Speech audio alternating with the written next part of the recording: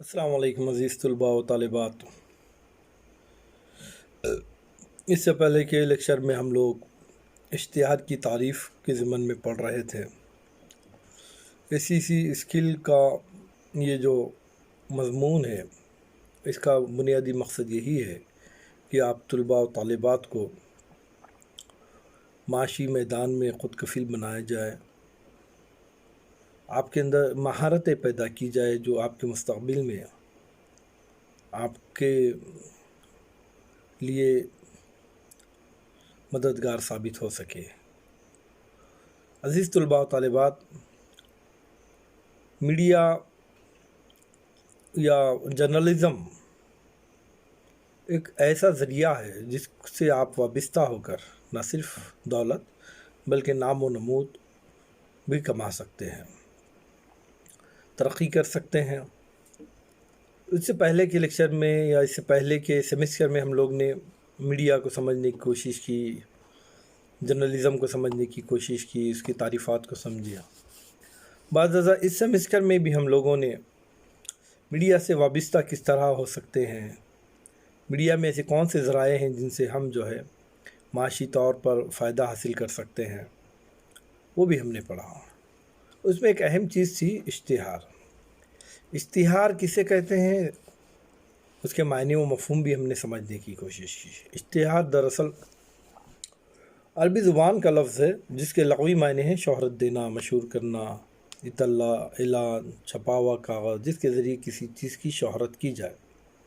انگریزی میں سے ایڈورٹائزمنٹ کہتے ہیں۔ اشتہار لوگوں کے لیے ایک مخصوص پیغام کی طرح ہوتا ہے۔ اس پیغام کے ذریعے کسی کمپنی کے مال، مصنوعات اور اس کے طریقے استعمال پر مختصر مگر دلچسپ اور متاثر کن انداز میں روشنی ڈالی جاتی ہے۔ اس کے علاوہ روزمرہ استعمال میں آنے والی چیزوں کے بارے میں لوگوں کو تفصیلات اور معلومات بھی اشتہارات کے ذریعے فراہم کی جاتی ہے۔ ٹھیک ہے، جیسا کہ کہا گیا کہ اشتہار ایک قسم کا اعلان اور اطلاع نامہ ہے، اسی لیے اشتہار میں خبر کا کوئی نہ کوئی پہلو پوشیدہ رہتا ہے۔ مارکیٹ میں کسی کمپنی کی کوئی نئی چیز آتی ہے تو عوام تک اس کی اطلاع یا اشتہار کے ذریعے ہی پہنچائی جاتی ہے۔ کوئی بھی نئی مصنوعات جب بازار میں آتے ہیں اس کی اطلاع پہنچانے کا ایک اہم ذریعہ اشتہار ہوتا ہے۔ اس طرح اشتہار کارخانے دار یا تاجر اور گاہک کے درمیان ایک رابطے اور وسیلے کا انجام دیتا ہے۔ تجارتی اداروں کے علاوہ سیاسی پارٹیاں بھی، رضاکارانہ تنظیمیں، سماجی خدمات کے ادارے، تعلیمی ادارے اور مختلف محکمے اپنی اپنی پالیسیوں اور خدمات کی تشہیر اشتہارات کے ذریعے ہی کرتے ہیں۔ بہرحال کوئی پیغام عوام تک پہنچانے کے لیے اشتہار ایک اہم اور مؤثر ذریعہ ہے۔ اب ہم یہ دیکھیں گے کہ اشتہار کی زبان کس طرح ہونی چاہیے۔ جو زبان اخبار میں استعمال کی جاتی ہے دیگر اور مقاصد کے لیے، خبروں کے پہنچانے کے لیے، اور چونکہ اخبار مختلف چیزوں کا مرکب ہوتا ہے یا میڈیا بھی، اس میں الگ الگ بھانت کی چیزیں ہوتی ہیں، نئے جیسے خبریں ہوتی ہیں، خبروں کی زبان الگ ہوتی ہے، اداریہ لکھا جاتا ہے اس کا طرز الگ ہوتا ہے، مختلف الگ الگ ایڈیشنز اس کے شائع ہوتے ہیں، جیسے ادبی ایک صفحہ شائع ہوتا ہے اس کی زبان الگ ہوتی ہے، سائنس کا ایک صفحہ شائع ہوتا ہے اس کا طرز طریقہ الگ ہوتا ہے۔ تو ہر ایک بہت ساری چیزیں ایک اخبار میں شائع ہوتی ہیں اور ہر ایک کی زبان کو اس کے معیار کے لحاظ سے استعمال کرتے ہوئے ہی اس کو طبع کرنا ہوتا ہے۔ اب یہاں ہم دیکھیں گے اشتہار کی زبان کس طرح ہوتی ہے۔ اشتہار عوام و خواص، یہ سماج کے جو اشتہار عوام و خواص کے ہر طبقے کے لیے ہوتا ہے۔ سماج کے یہ جو دو خاص طبقے ہیں، خاص طبقہ ایک ہوتا ہے جو تعلیم یافتہ بھی ہم کہہ سکتے ہیں یا اور کچھ اور ہو، عام طبقہ بھی ہوتا ہے، یہ ہر دو کے لیے ہوتا ہے اشتہار۔ یہ بات بتانے کی ضرورت نہیں کہ عموماً کسی بھی سماج میں خاص لوگوں کی بنسبت عام لوگوں اور پڑھے لکھے لوگوں کے مقابلے میں کم پڑھے لکھے یا ان پڑھ لوگوں کی تعداد زیادہ ہوتی ہے۔ ہر سماج میں خاص کم ہوتے ہیں، عام زیادہ ہوتے ہیں، پڑھے لکھے کم ہوتے ہیں، ان پڑھ زیادہ ہوتے ہیں۔ اسی لیے اشتہار کی زبان سادہ اور عام فہم ہونی چاہیے، تاکہ چونکہ اشتہار کا مقصد یہ ہوتا ہے کہ ہر شخص اس شے سے استفادہ حاصل کرے، تاکہ اس تخلیق کار کو کچھ فائدہ پہنچ سکے۔ خاص آدمی کے لیے، تعلیم یافتہ آدمی کے لیے نہیں ہوتی ہے۔ تو اس بات کا خیال رکھا جاتا ہے کہ اشتہار کی زبان سادہ اور عام فہم ہونی چاہیے۔ مشکل اور ادق الفاظ، پیچیدہ جملے اور فقرے وہ اشتہار کے پیغام کی ترسیل میں رکاوٹ پیدا کرتے ہیں۔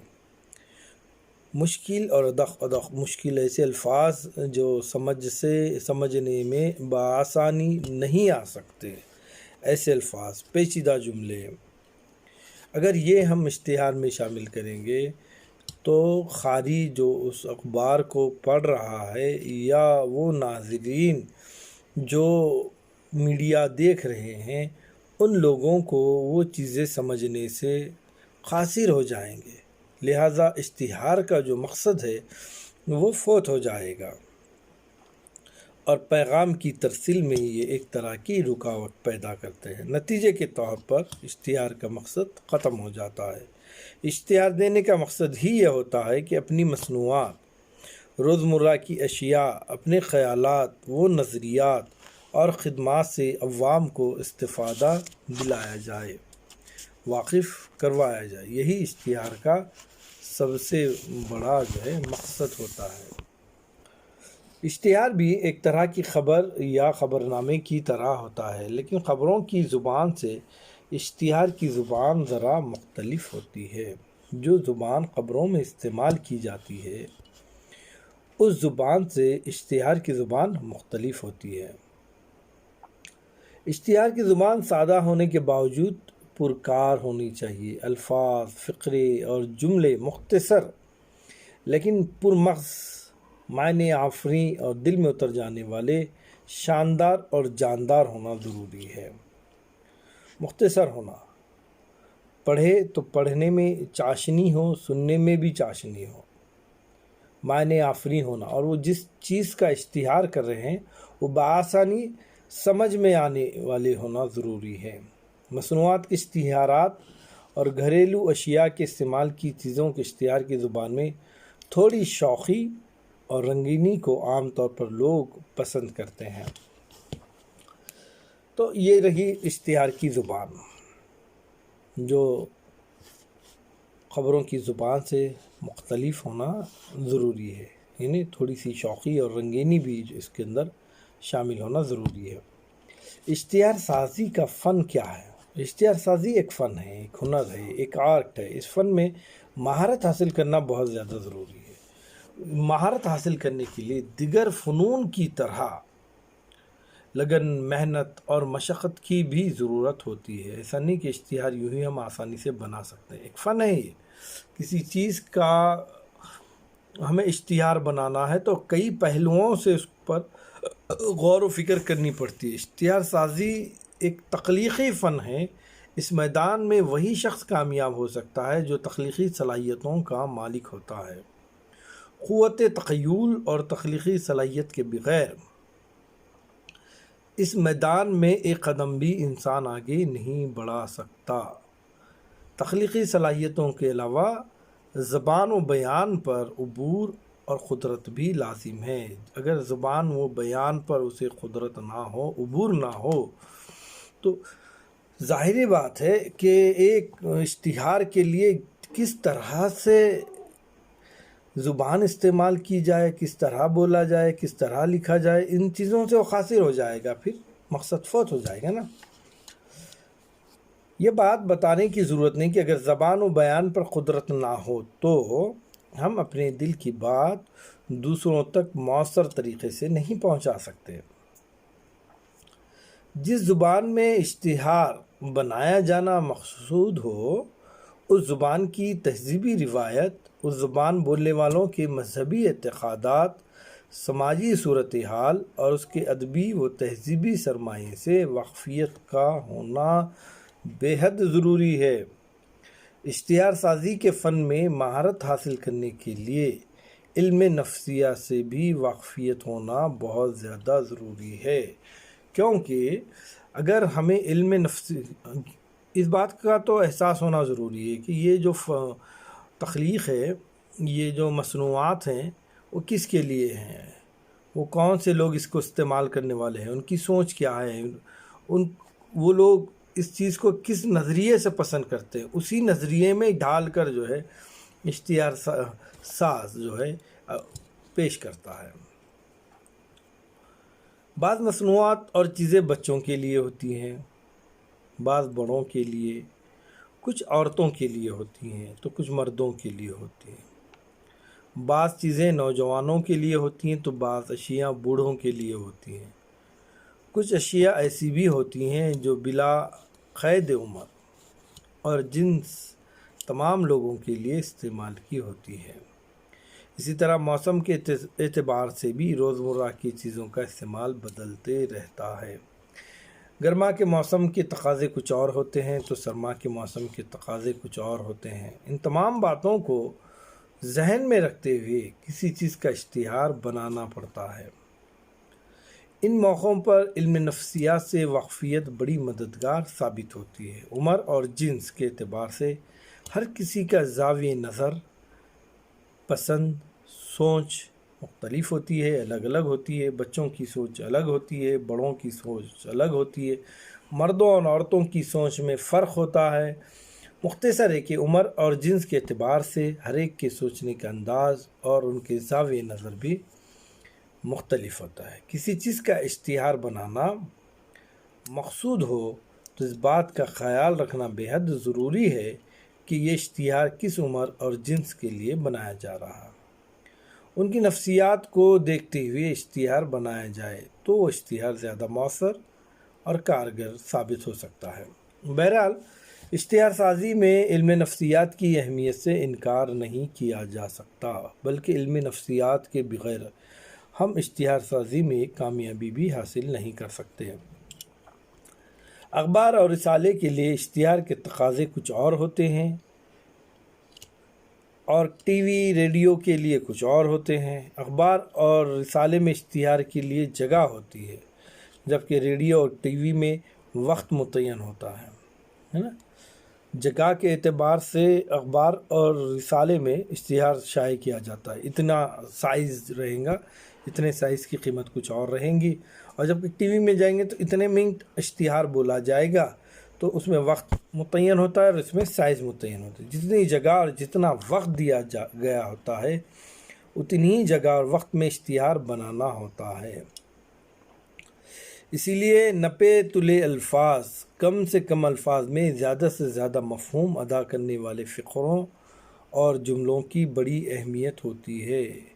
ایک چیز کا اشتہار بنانا، کپڑے کا اشتہار ہم اخبار میں دیے ہیں، اس کا سائز مختصر ہے، لیکن ہم اس کی تشہیر طویل جملوں میں کر رہے ہیں تو وہ سائز میں نہیں بیٹھ پائے گا۔ یا ٹی وی ریڈیو پر ہم اس کا اشتہار دیے ہیں، 1 منٹ کا وقفہ درکار ہے یا 1 منٹ کا وقت متعین کیا گیا ہے، لیکن ہو رہا یہ ہے کہ اس کا وقت ہم 2 منٹ 2.5 منٹ بڑے بڑے جملوں میں اگر ہم اشتہار کو ترتیب دیں گے تو پھر اشتہار کامیاب طریقے سے ادا نہیں کیا جا سکتا۔ ہاں، اسی لیے نپے تلے الفاظ، کم سے کم الفاظ میں زیادہ سے زیادہ مفہوم ادا کرنے والے فقروں اور جملوں کی بڑی اہمیت ہے۔ زبان پر اگر آپ کو دسترس حاصل ہے تو آپ یہ مہارت میں کامیابی حاصل کر سکتے ہیں۔ اس ذمہ داری سے وہی شخص عہدہ بر ہو سکتا ہے جس کو زبان و بیان پر مکمل قدرت حاصل ہو اور ساتھ ہی زبردست تخلیقی صلاحیتوں کا حامل ہو۔ یہ رہا اشتہار سازی کا فن جس کو ہم لوگ پڑھ چکے ہیں۔